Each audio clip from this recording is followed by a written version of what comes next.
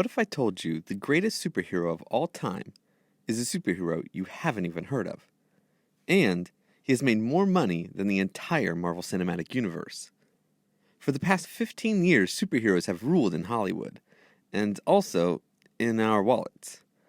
We are definitely living at the highest point of superhero popularity. The world's fascination with them has been building for a while now, so much so that it's hard to imagine they could get any more popular in the future. In fact, in 2019 alone, there were at least 9 big-budget superhero films, and in 2020, there are at least 8 more set to come out. If you're a superhero fan, then you are living in the best time. But I'm guessing you didn't click on this video to hear about the history of superheroes. Instead, you wanted to hear about the best superhero. So how did I choose the best superhero? I'm doing this today purely based on revenue. So when I say the greatest ever, I mean the one that made the most money. And that will include money that comes from the movies, but also everything else. Merchandise, video games, books, licensing fees, etc. Basically, any sales related to the superhero franchise. So what is the greatest superhero franchise of all time? Well, surprisingly, it didn't come from one of the big 2 comic book publishers. Actually, it didn't even come from the US. No, the greatest superhero of all time came from Japan. And his name is Anpanman. If you live outside of Japan, it's quite possible you've never heard of this character. That's because, for the most part, he's only popular in Japan. But that didn't stop him from becoming the highest grossing superhero franchise of all time. But before I tell you the numbers for Anpanman, let me give you some numbers for other familiar characters. SpongeBob SquarePants, the highest grossing media franchise for Nickelodeon, has grossed over $15 billion. The Marvel Cinematic Universe, the most popular superhero franchise around the world, has grossed over $35 billion. So how do these two compare to Anpanman? Well, not very well, actually. Anpanman, staggeringly, has grossed over $60 billion. That's right. Anpanman has made around 4 times as much money as SpongeBob SquarePants, and almost twice as much money as the entire Marvel Cinematic Universe. Let that sink in for a moment.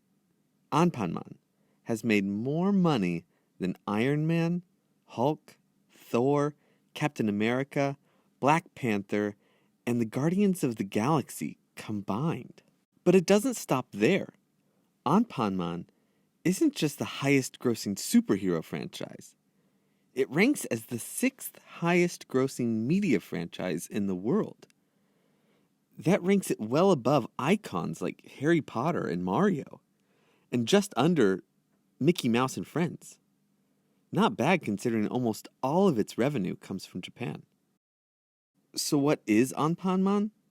Well, he's a superhero like no other I've ever seen. Let's start with his name.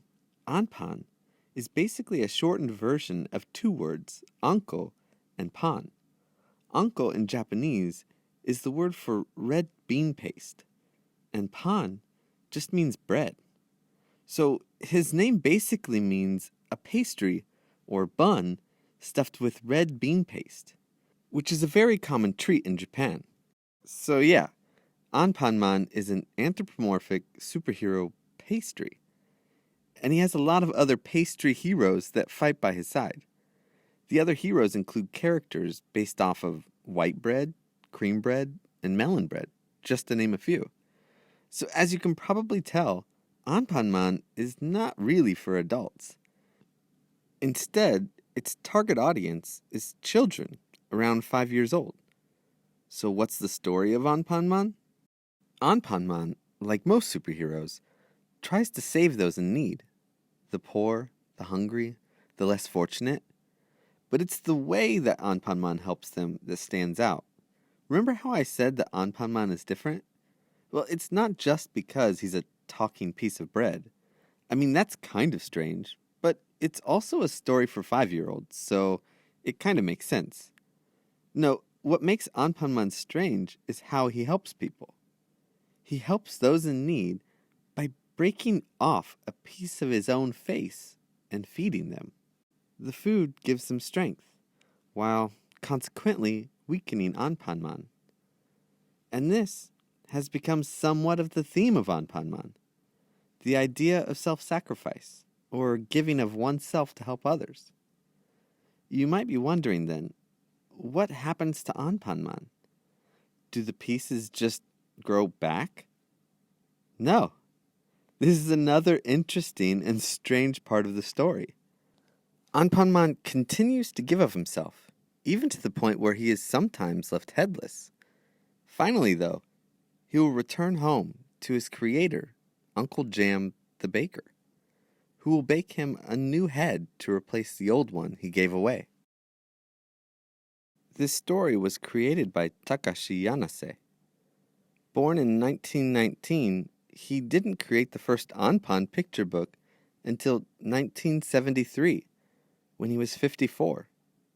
And it wasn't until he was well into his 70s that it gained the vast popularity that it now has. Growing up during and even fighting in World War II, he faced severe rationing on multiple occasions.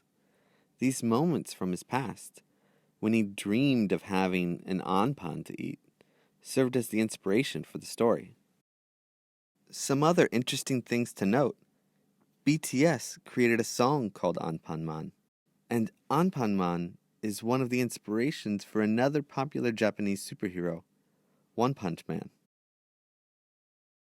So that's the story of how a man, past his prime, created a superhero that promoted cannibalism, inspired children to help others, and grossed more money than the entire Marvel Cinematic Universe.